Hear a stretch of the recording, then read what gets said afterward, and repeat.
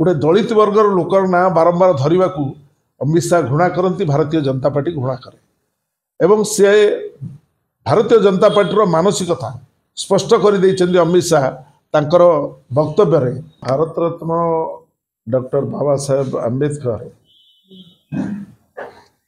संविधान प्रणयन व्यवस्था तांका हाथ में दिया जाइतिला।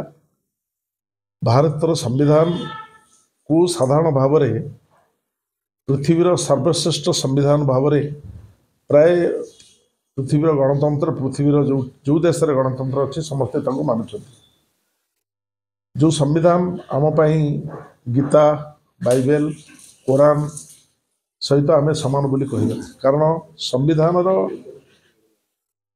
विधि व्यवस्था को लेकिन आज भारत वर्ष शासन व्यवस्था, न्यायपालिका एवं समस्त कार्य ठीक आज चली। संविधान को बाहर भारतीय जनता पार्टी कहूँ जे आम संविधान को सम्मान दौचु। संविधान को जे सम्मान दब से निश्चित भाव में तार जे प्रणेता डॉक्टर बाबा साहेब आंबेडकर को सम्मान दबा उचित।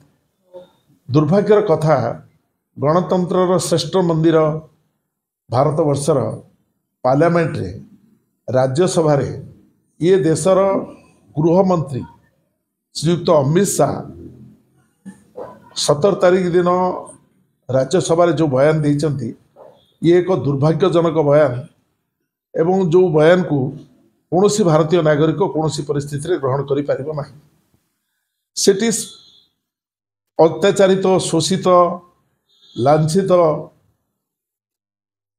पछुआ वर्गर लोक, विभिन्न श्रेणीर लोक, विभिन्न समाजर विभिन्न स्तर रहउतवा लोक मानकु न्याय प्रदान करुवा संविधान जहाँ को आधार करी ये संसद चली, विधानसभा चली एवं तृणमूल स्तर उपर स्तर पर्यंत समस्त व्यवस्था चली। आज से संविधान प्रणेता को से कहते तांको ना बारंबार कांग्रेस दल एवं इंडिया मेंट कहीं धरुची। इंडिया मेंट कांग्रेस दल आंबेडकर ना न धरी बरं से भगवान को डाकिले से माने स्वर्ग को जीवे।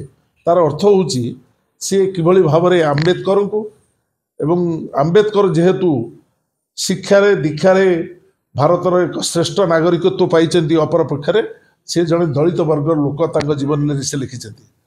गोटे दलित वर्गर लोकर ना बारंबार धरने को अमित शाह घृणा करती, भारतीय जनता पार्टी घृणा करे एवं से भारतीय जनता पार्टी मानसिकता स्पष्ट कर देइछन्ति अमित शाह तांकर वक्तव्य रे एवं ताकू आज चेष्टा करिसेंति ताकू गोळेबा पाई।